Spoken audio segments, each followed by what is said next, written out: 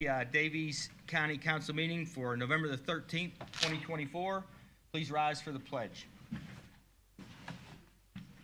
Pledge allegiance to the flag of the United States of America, and to the republic for which it stands, one nation, under God, indivisible, with liberty and justice.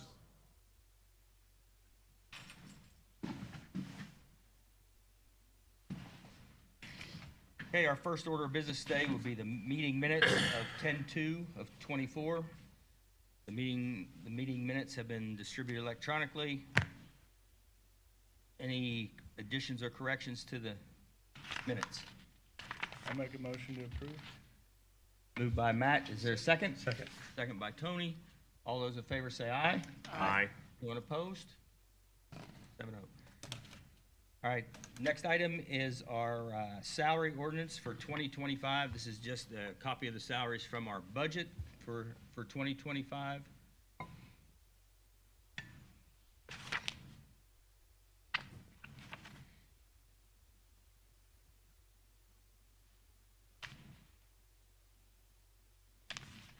Questions or concerns or comments concerning the salary ordinance? I assume these are the ones same way we adopted them at Yes, adoption. it is. I would move to approve this. Moved by Mike Sprinkle. Is there a second?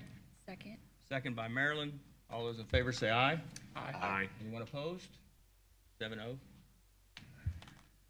Next item is the 2025 council calendar. You'll notice on there that we're anticipating the courthouse being open and moving our time back to the 9 o'clock start time starting in June. Up until then, we have the 8:15 start time. Second Wednesday of each month, as it's been in the past. And in September, we have nothing yet but the dates will be based on the state's budget calendar for budget adoptions. Motion to approve. Motion by Matt. Is there a second? Second. Second by Mike Myers. All those in favor say aye. Aye. Anyone opposed? 7-0. Okay, council appointments. There are a couple vacancies on here, and we actually had some vacancies since last year, that positions we didn't fill. Like the Board of Zoning Appeals, that was left open. And we also have another one on there. Oh, the Washington Economic Development Commission. Mike, are you still good with staying on the Daviess County Economic Development Commission? Yeah. Okay, I can stay on SIDC, that's not a problem. Darren, how about the Regional Mental Health Advisory Board? Good. Grant, are you okay remaining on the property tax assessment? Mike, Bennington Levy, good? I could reach out to Mike Healy and Natalie Smith on those two appointments. Any idea for BZA or for the Washington Economic Development Commission? If you have any ideas or a thought comes to you, just get a hold of Jen and. Any vacancies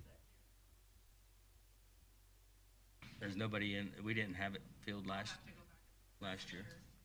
was there known you might have? Yeah. We'll probably make a motion to table until the next meeting, and then we have time to talk about it. Okay. So I'll make that motion. Motion been made by Matt to table this, and we'll work on filling the vacancies. Is there a second? Second. Second by Tony. All those in favor say aye. Aye. Anyone opposed? 7-0. Hey, Tom? Yes. Real quick on those two vacancies, those terms are starting January 1, 25? Okay. Just a thought, we have a couple of county commissioners who will be out of office come January 1, 2025. Okay.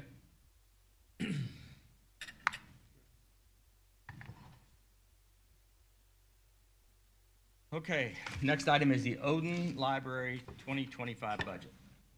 My understanding, and after talking with the auditor's office, that they are capable of approving their own budget now, and that our order of business today would be to rescind our approval of the 25 budget.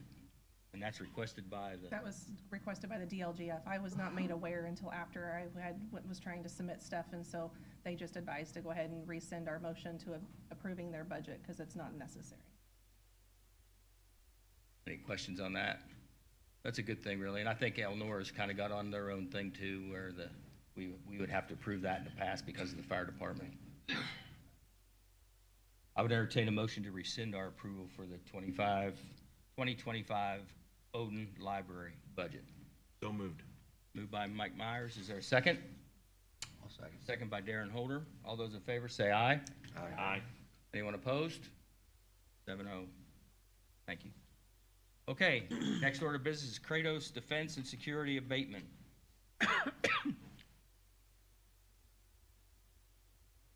Morning, Grant. Morning, Grant. Hey,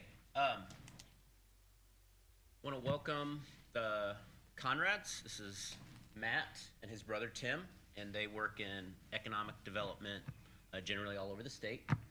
And I kind of give Matt a hard time because they went to Taylor University, which is about 10 miles from where I went to school. So we usually beat them in the backyard brawl, which was a football game that we played. So I said I wouldn't say anything bad about Taylor, but I. So the request today is related to Westgate.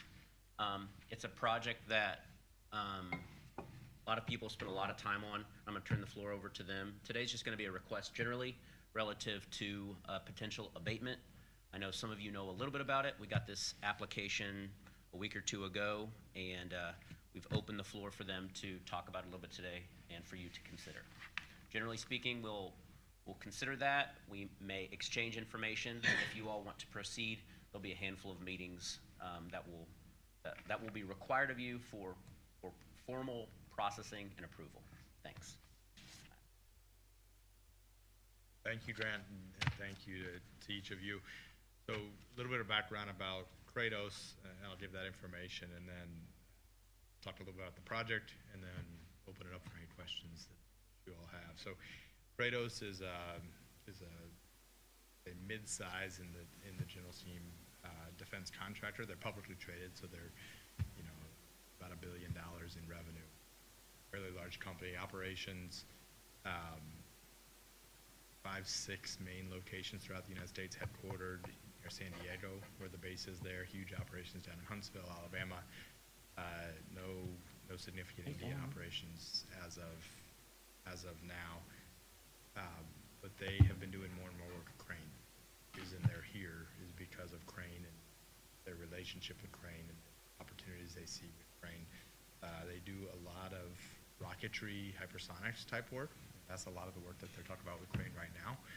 And they're really interested in making location, the Westgate area, one of their whole campuses, not just a single. This is Michael. I'm sorry, is it? There's a red light. I can speak up a little bit. Is that better? There you go. There you go. You want me to start over? Yeah, Okay. just not everybody could hear. Can everyone hear okay now? Yeah. Okay. I will do my best to speak up. So, Kratos is a defense contractor, about $1 billion in revenue, which makes them a mid-size because some of them are really big. They're headquartered out of San Diego area of California, huge operations down in Huntsville, Alabama, Oklahoma, Nevada, a lot of different locations. No significant operations here in Indiana, but they have developed and continue to grow a relationship with Crane, and Crane has suggested to them this is a great place to do business, and why don't you look here? And so that is what they're doing. They one of their core competencies, and the thing they talk a lot with Crane about, is rocketry and hypersonics, and that's specifically what this project is talking about. In that space, they have a lot of core competencies, and one of which where they really separate themselves from the larger players is they are nimble and can get things done pretty quickly.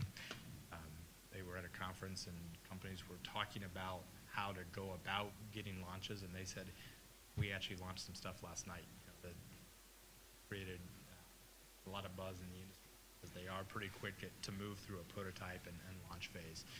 This project would involve some test bed opportunities where it's done digitally, as well as actually producing things for flight. Rockets for flight. In terms of the scope of the project, they have big plans for the campus as a whole. They hope that, and this is like almost a 10-year plan, but they're looking at around $450 million of CapEx as their goal, and 600 plus employees for that campus as a whole. For this specific project, they're looking at the initial 2 buildings. One building they are hoping to be in next year, and then the other one probably 2 years out. Each of those buildings they anticipate will be around $30 million of cost. And those 2 projects combined, there's a range for the equipment, and the reason for that is they have contracts with Crane, and I'm not a federal contracting expert, but they're still waiting to see how much money can be put on those contracts. The plan is those contracts and the money on that, they hope to spend and invest that here. The range that they're talking about is 25 to 75 million of equipment cost as part of those contracts, which will involve somewhere between 100 and 150 jobs, and their average wage will be in the average salary will be in the $80,000 average annual $80,000. With that, Mike Johns has been the main point of contact. I know a number of you have met Mike in his trips here. He really apologized. He wanted to be here. He had to be out of state for a meeting this week when this was, but certainly can make a future meeting. So with that, I guess I'll open up, see if there's any questions or comments. Matt, can you talk a little bit about the location? Yes. So they were previously looking at another location. Right now, they're looking at the site adjacent to the Westgate Academy. The concern was with needing to be in a building next year and not being sure when utilities would be available, and the utilities in question. They made a decision to put this project on the land that's at north side. North side of 558, but north side on that parcel, the north side of Westgate Academy is my understanding as well. So that's where the initial building is planned for, and that was driven entirely by utilities. The utility need, I have a map here if you don't want to see it, but the parcel is immediately north of the academy is my understanding. The utilities that are needed for this building are not significant. The water, wastewater is really sinks, toilets, that type of stuff. No water as part of any kind of process. The electrical need, I think, is around a megawatt, not large compared to a residential user, but not a significant industrial user of power. The second phase, the second building that we're talking about, is anticipated to be very, very similar to that. There is a phase a few years out that we'll want to talk to you about when it gets closer that has a much larger electrical usage. So we'll want to talk about that, but we have many, many years to plan that. But the first 2 phases are relatively low on utilities. But utilities, I know some of you have followed this, and the location, the site that they were looking at switched, and the reason for that switch was the immediately available utilities and just the certainty with trying to move forward quickly that those utilities are available.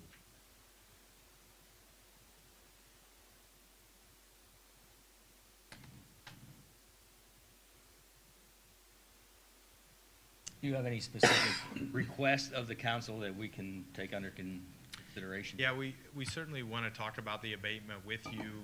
What some of the early discussions have been is just for a traditional 10-year abatement, so the sliding scale, decreasing 10% a year, over the period. That's what's being requested. That the company certainly wants a deal that's fair for the county, fair for the company, and use it as a partnership. Work together, and certainly hope to create a very good win-win that everyone happy. Yeah, in your packets, you should have both a real property abatement application and a personal property abatement. So obviously those two things go together. Part of it is in the name of, sorry, so this would be, real estate would be in the name of Westgate 1, the developer. And that's the current owner of that real Yeah. estate. I think that probably continues with the name, but I'm not sure. Kratos is the sole tenant. That lease will be a triple net lease, so any benefit of any abatement goes directly to Kratos. You know, they're responsible for all property taxes under the arrangement with the developer. They're just not they don't do their own construction and typically prefer to lease buildings rather than own. They work with different developers wherever they do deals, just to build and own while they operate and do. Any of the details. So they provided a summary, again, number of jobs and estimates. Did you want to speak to that? I think I went through that, 100 to 150 jobs. Okay. On the building, costs somewhere approximately $30 million for each of the first two buildings. Then the equipment, again, is a range of expenditures, depending on where that contract finally ends up with Crane, somewhere between the 25 and 75 million. I think they're thinking probably near that $50 million midpoint. All the numbers in that application are done as if the number's 50 million in the middle. But they did give that range, because things can change with that contracting process. Well, I know it's been a work in progress for quite a while. From a county standpoint, very appreciative of the interest that they're showing. From Mike's standpoint and even Paul's standpoint from the strong box on the real estate. So I think the county looks forward to working with you guys, and I know dirt's being moved, and it's pretty exciting. They're trying, and they appreciate all the ability, all the support and all that you've done to be with them. I know a couple of you came out when they met with the state, and other people as well, just to show that local support. So they very much appreciate that, and again, they're excited about the partnership. I don't have anything per se for this project, but after, and I don't want to hurry you along, but then maybe Bob and Bryant, an update to the region and what's going on there, because there are some things that shifted, namely Westgate 1 from where it was now to Kratos, and maybe you could fill in a little bit of gap so everybody understands what's going on up there. Not to, I'm just, Yeah. please. Are there other questions for Matt? Or Grant? Thank you. and Thank you. Appreciate you coming. Thank Look you. forward to Thank you December for to wrap your something up. consideration, and look forward to working with you as well. Awesome.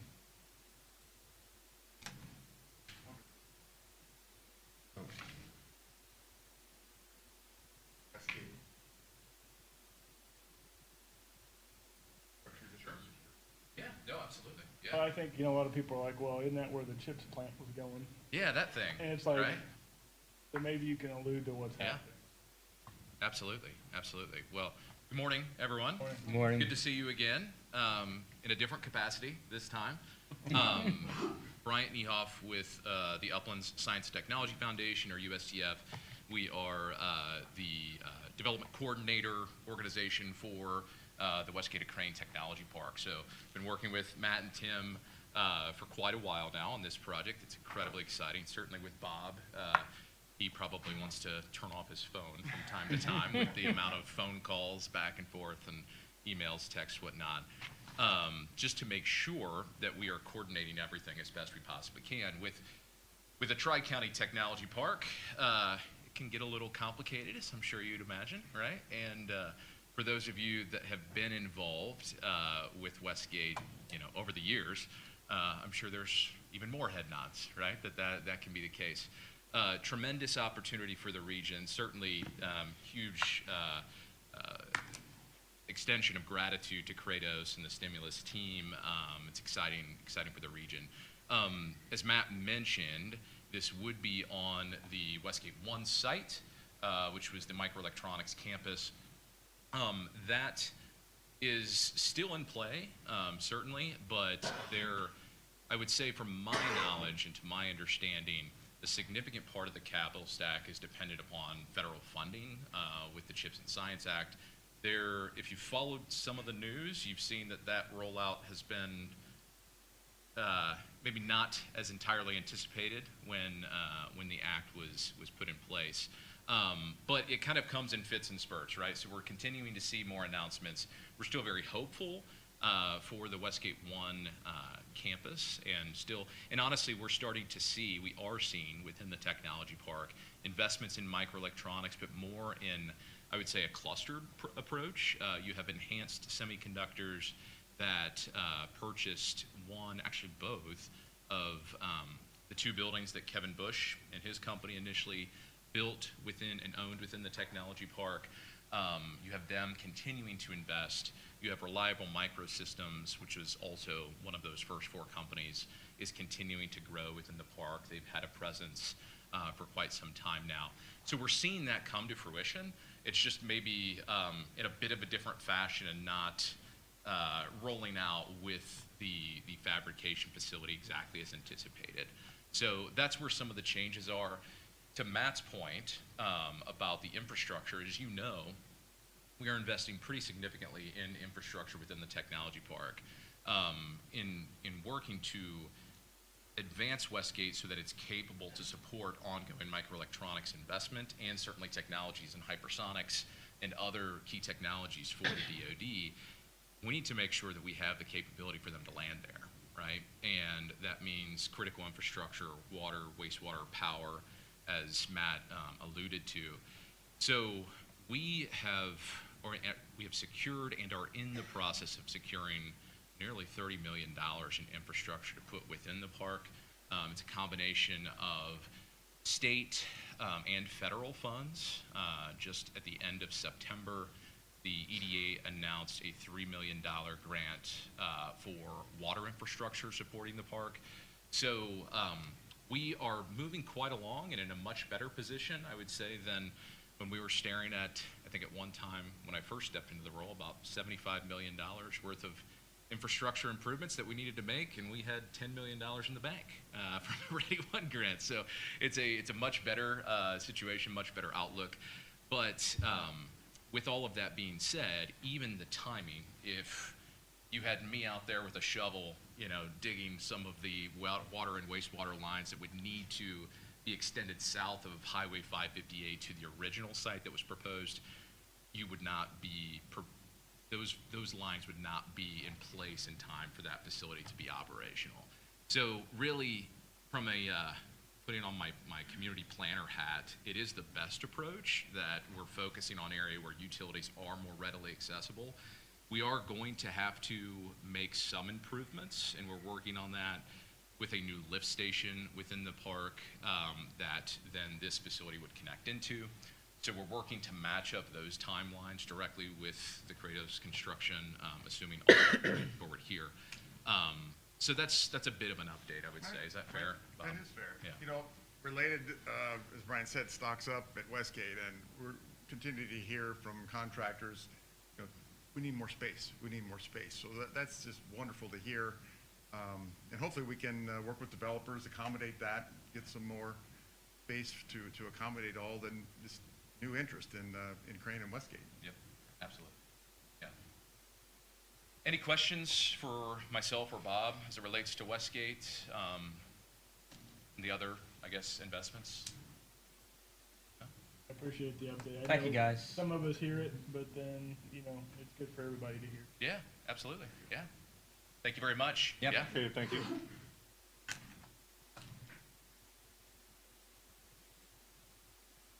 All right, the next item is local outreach. Tyler?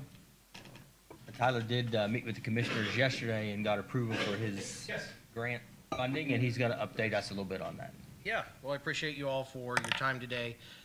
So looking at, as I begin to transition into the coroner's role for next year, we want to expand and enhance our services. And talking with Dr. Cullen and with, obviously, Carol, our administrative assistant, one of the things that we looked at was the lack of services for suicide survivors, those individuals impacted by that type of death, that manner of death.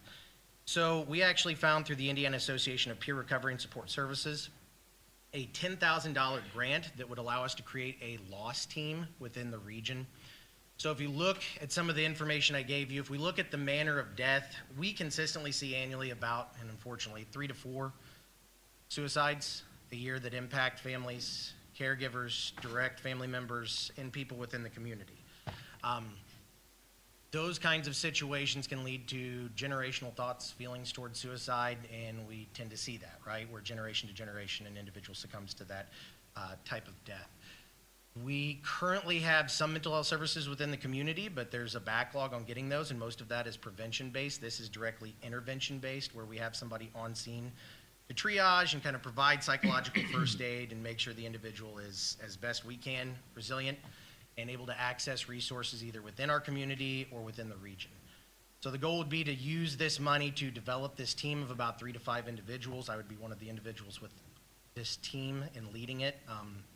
We would partner with the Department of Health as well to get this team started. So the money is really about getting this funded, getting the materials and resources that we need to get this started. From a sustainability standpoint, I mean, we're talking about 3 to 4 cases a year. We're talking about the salary that has been built into the budget being the same as a deputy coroner's salary and being able to kind of roll that in and integrate it.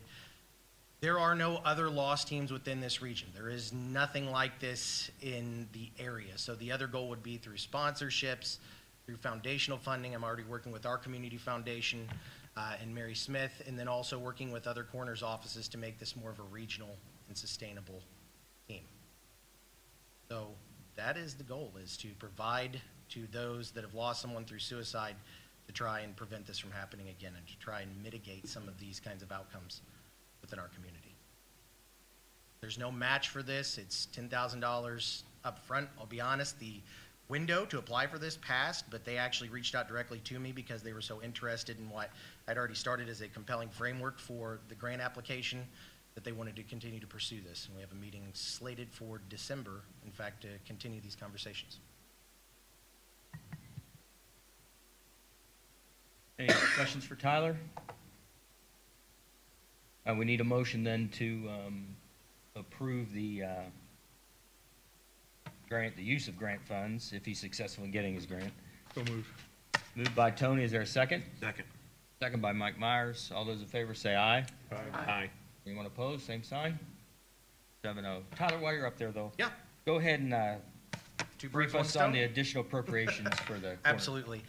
So our coroner's office is asking for $20,000 extra for autopsies and additional $5,000 for deputy investigator salaries. At this point, I will be honest, we are seeing unprecedented levels of death requiring investigations in our county. That's an unfortunate thing to have to share with you, but it's the realities of this community. I think I've already kind of tipped you off to the fact that we're growing, we have an aging population. I'm going to give you 3 metrics that kind of paint the picture of where we've gotten into a crunch. Let's go ahead and start with the 11-month total. Looking at January to November between last year and this year, we've had an 18% increase in casework. Looking at a 6-month benchmark, a 32% increase. Where has the huge chunk of our casework been recently? Let's go down a little bit further. 3 months, 67%, almost a 70% increase in our casework. We are seeing a lot of younger people dying, younger people that are in good health that we do not expect to pass away are dying.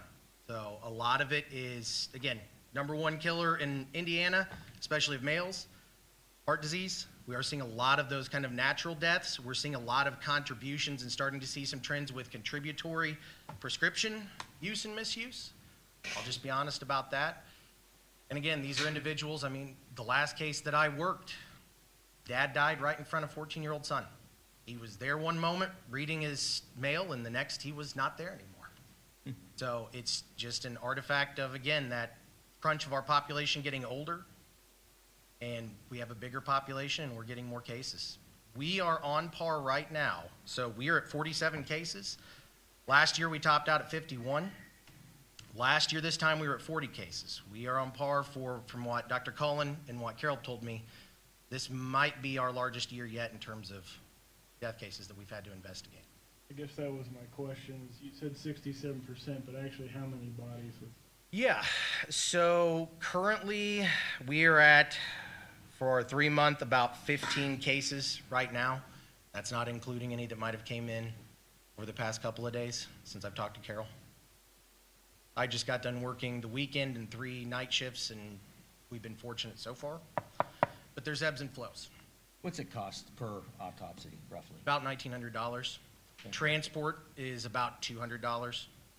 So $2,000 you're looking at roughly? Yeah, Okay. yeah, currently, and we're a little bit behind. We still owe about $9,500 to Dr. Jacoby. We owe about $1,800 for transport still, and we've got about $2,000 outstanding for deputy investigators. And we're trying to mitigate that by, as I've told Carol and Doc, and we've talked about it, trying to make sure the full-time salaried people are taking the bulk of the cases this time, so we can get the modifications in place. And you don't decide who gets an autopsy? Does the sheriff department decide that, or who decides it? We ultimately decide that, Okay. whether it's necessary or not, and I think I've sent you the coroner's rule book on this. There's a lot of things that go into play. Is it a sudden unexpected death? Is there a lack of evidence as to how this individual died? In other words, again, I've told you all this before, please go to your doctors. Please get the diagnoses, right? I know that's something a lot of people avoid, but if you have a clear-cut diagnosis on your medical history, we can maybe use that to inform and waive that autopsy. If it's a natural expected death, someone in an advanced age, like we had someone that went into cardiac arrest that was in their 90s in a nursing home, we can waive that with the information. If there's situations where if someone says something or the evidence doesn't add up, obviously we'll have to have an autopsy. Collisions, homicides, those kinds of things warrant an autopsy. Yeah, but that's the unfortunate part of this, is we've just got a lot of people that they're here, they're gone, and we don't know why. And unless we have any, signs or evidence as to how they passed away, we're gonna have to have that autopsy. Any other questions for Tyler? Thank you, Tyler. Okay, thank you.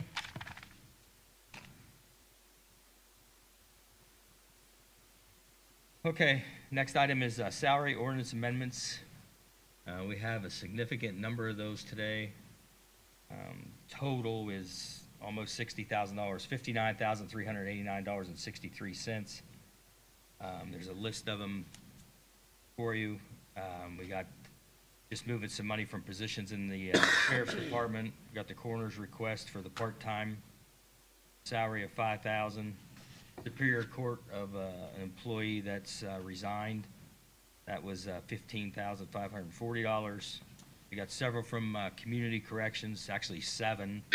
That's moving money from the grant, I understand, to get that taken care of. That's $13,594.46.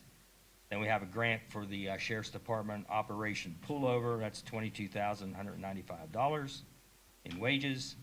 And then Lauren has submitted absentee voter board requests for $1,200 from the recent election. Is there any questions or concerns about any of those? If not, I would entertain a motion to go ahead and approve that for the total amount of $59,389.63. So moved. Pardon? So moved. Okay, moved by Mike Sprinkle, is there a second? Second by Matt Meredith. All those in favor say aye. Aye. Aye. Anyone opposed, same sign? Okay, approved 7-0. Radio update. Give us some good news. I have some good news. So I sent some photos, forwarded on some photos of the work that Mike has been doing at the towers. The Bedford Tower has the antenna on it. The tower at Campbell Hill has the antenna on it. And for some the other couple sites, the 500 South site, they're putting some building up there to house some of the equipment. The Odin Fire Department was able to hear some of the traffic from the Washington Township Fire Department the other day, and they were saying it was the clearest that they'd ever heard it. So that's good news there. Some other good news is the Steve Ford, the Odin Fire Chief. He had applied for a grant through the Community Foundation and was awarded it. He just got the information last week. He was awarded the grant. He will not get that money until next week. And he's just intends applying it to the project as a whole. That'll cover what the radios, the gap that was needed for the radios. We're hoping the rest can be applied towards the structure side. So is the equipment all in? I mean, do we have it in our hands? Yes. Yeah. That was one of the, I think that was the last photo. I don't know if you guys got those photos or not. On page 5. Just got him. I don't, This is only a quick. page 5 is nothing but boxes of radios and equipment. So, It's all in your office? it's all in my office. But yeah, So we still have an end of the year completion date. yes. Good. I would like to recognize Chief Deputy Sturgis and Scott for all their work they did on this. Scott, do you have any comments you want to make on it, or?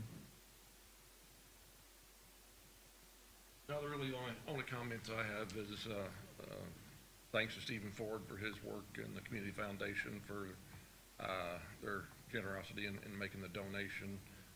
This will go a long way in helping those departments that were gonna be short funded. Overall, the system is looking good at this point. Like I say, everything's on schedule. Weather's allowing work to be done outside, so, they're progressing, and so hopefully we'll be ready to go before the end of the year. What was the amount of the grant from the Community Foundation? Do you remember, Steve? 73,100 and some It's dollars. a significant amount of it. Yeah, so that would more than cover what's needed for the radios. And we're gonna have to sit down with Mike and Steve and invoice him, see if that can be applied towards other areas. We're not sure how that would be applied yet.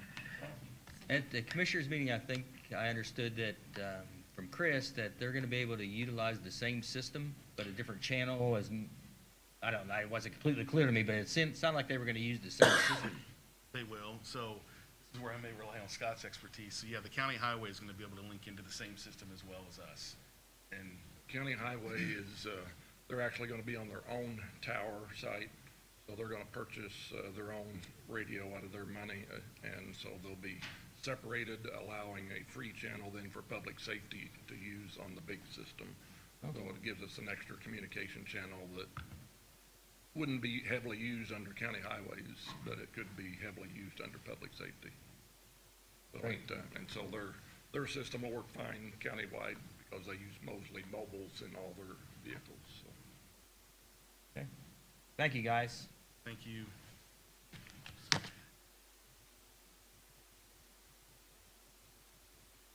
Oh, let's move on to additional appropriations.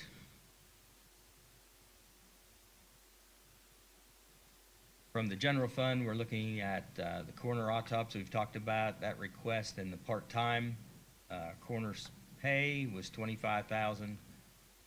We're looking at dispatch, $35,000, Superior Court Reporter, which we discussed previously, $15,540, and the perf and the FICA that goes along with that, for a total from the general fund of $76,954.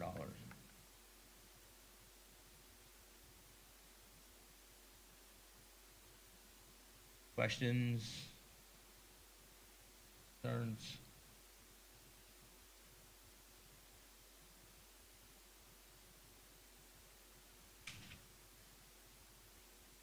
That's all of it.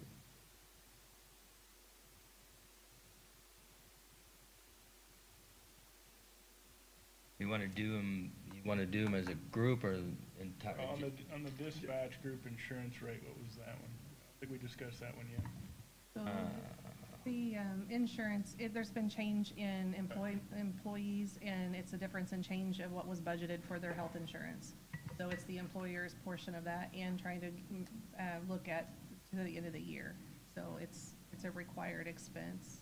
No, yeah. I just know we hadn't talked about it yet. Yeah.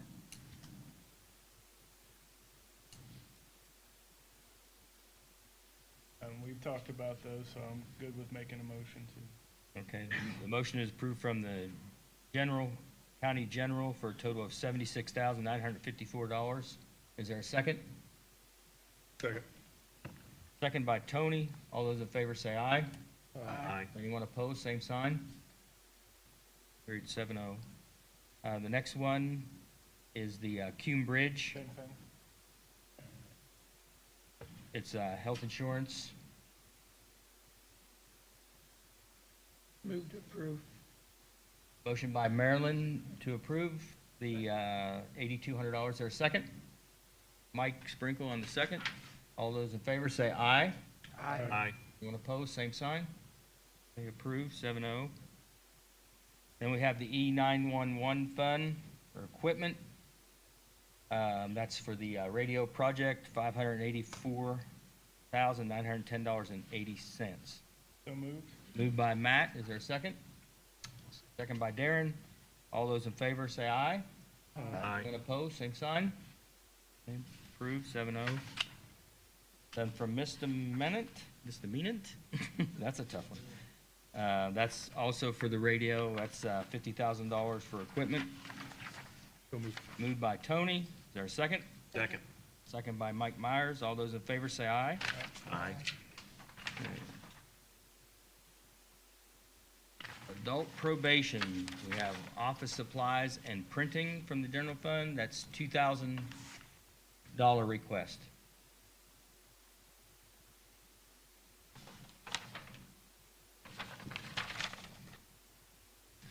Some of it was, the printing was for business cards, they have less than $45 left in that account, and the rest was office supplies.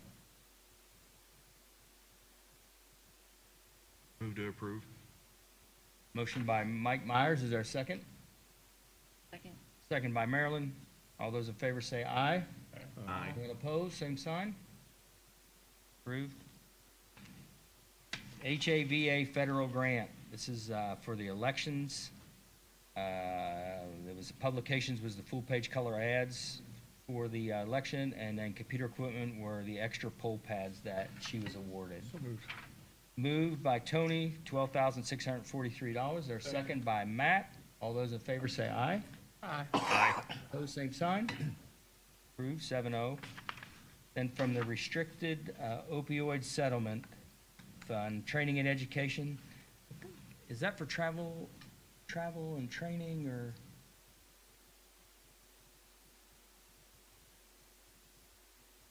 Okay, that's for $25,000. Then we have prevention and education, that's the YMCA program, $9,095. And then the treatment services is the RISE peer recovery, $127,436.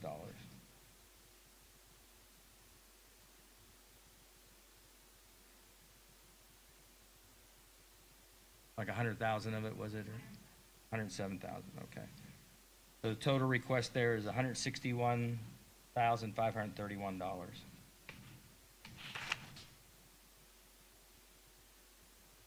Any questions? Move to approve. Moved by Mike Sprinkle, is there a second? Second. Second by Marilyn. All those in favor say aye. Aye. Anyone opposed, same sign. Approved. I'm not sure about the unrestricted opioid settlement account for equipment. Is that the radios? What's? He had, Okay. Okay, that request is for $629.10. Moved by Mike Sprinkle, second by Matt. All those in favor say aye. Aye. Opposed, same sign. Okay, that's approved. Then Operation Pullover, it's for wages, it's a grant, $22,195. So moved. Moved by Tony, second by Matt. All those in favor say aye. Aye. Opposed, same sign. Approved, 7-0. Okay.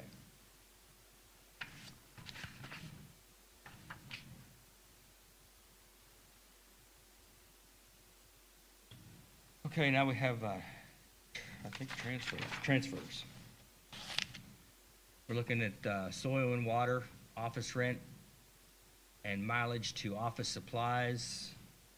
The request is for $3,868.89 total.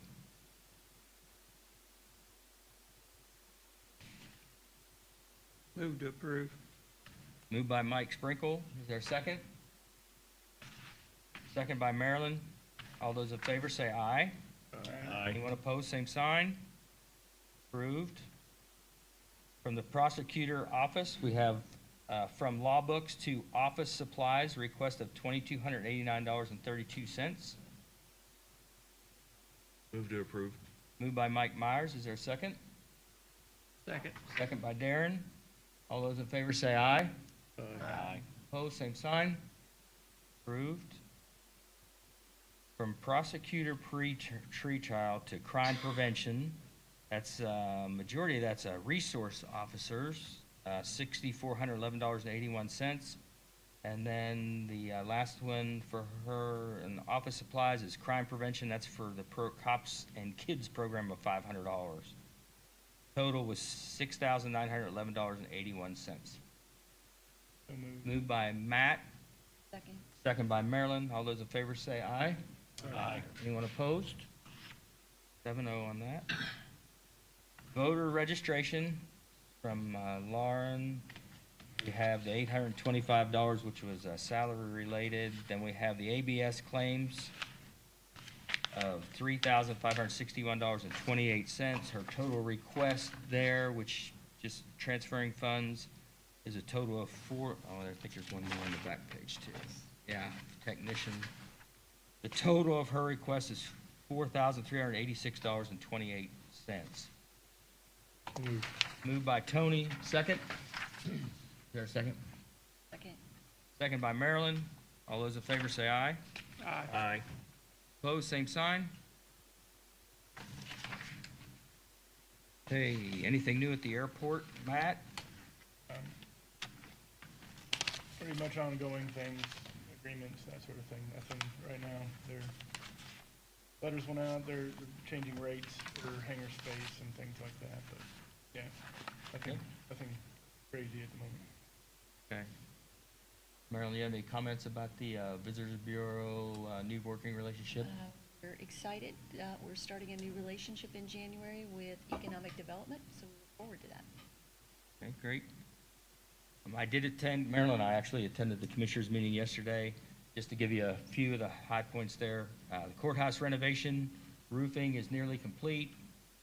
Window replacement's gonna be getting underway right now. Third floor, they're down to the painting part of it. And one little hitch they did talk a little bit about yesterday was the electrical, the primary part, the heartbeat of the whole building, electrical-wise, like the big fuse box. It's not gonna be here until March. So, and it's just a sourcing issue with it, getting the right one to fit our needs, according to the contractor. Budget is good, no major changes. They spent 300,000 plus already in contingency, but they didn't expect any other problems there. There was a question about the bell. I don't know if you guys are familiar with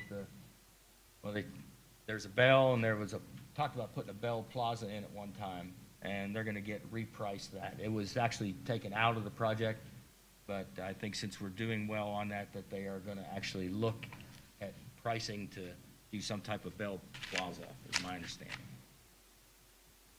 More to come on that. I see you got some strange looks there. The other part was the highway department had a lot of things they went over.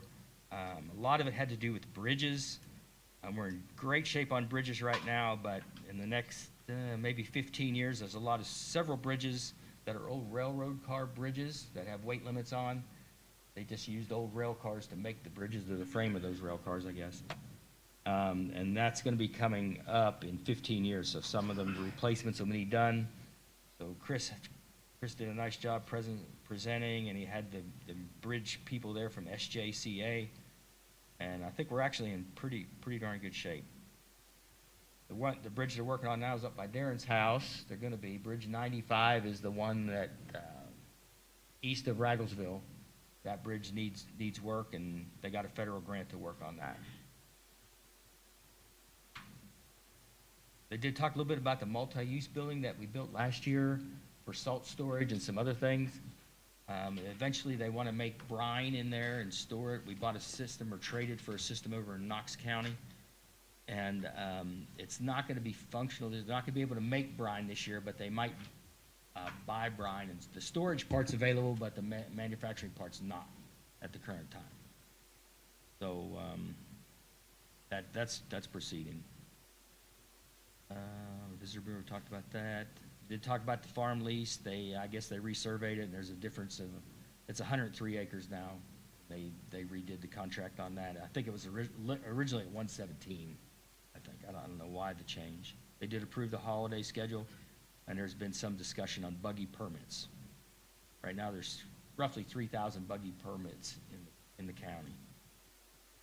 And we're still looking at pushing the cost of those up to cover the damage on the roads. Commissioner Gabhart is meeting with the Amish community last night, I believe, to discuss that. And that's all I have. Is there any comments, concerns, questions from the public? Grant, you always have something. I'm sorry. I'm always told to keep it.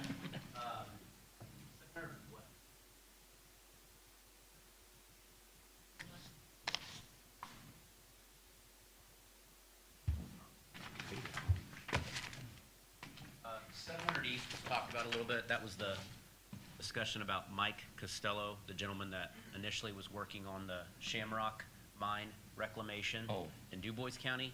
And then we'll be, you know, we've been trying to get a hold of him, and Chris was struggling to get a hold of him. I talked to him yesterday and again today. They will be here today.